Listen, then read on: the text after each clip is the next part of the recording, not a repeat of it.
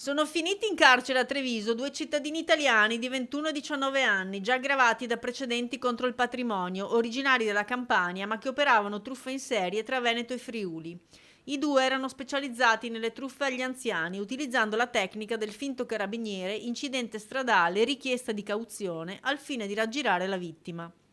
L'attività investigativa è incominciata dalla squadra mobile di Udine, da dove poi i malviventi hanno preso l'autostrada per raggiungere il centro di Treviso, dove hanno raggiunto Santa Caterina per qualche sopralluogo.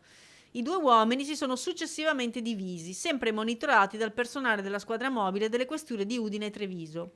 Uno dei due truffatori si è diretto verso la stazione ferroviaria, dove è stato fermato dalla polizia ferroviaria di Treviso, mentre il complice in auto ha raggiunto l'area di servizio Limenella, in provincia di Padova, dove è stato fermato. Il controllo dell'auto ha permesso di recuperare 8 orologi di pregio del valore stimato di 100.000 euro, portati via ad un anziano imprenditore trevigiano, vittima dell'ultimo colpo dei due truffatori seriali. Uno dei due giovani è risultato in possesso di banconote che da un primo controllo sono state ritenute contraffatte e quindi sequestrate. Dopo il processo per direttissima per entrambi è stato convalidato l'arresto e disposta la custodia cautelare in carcere.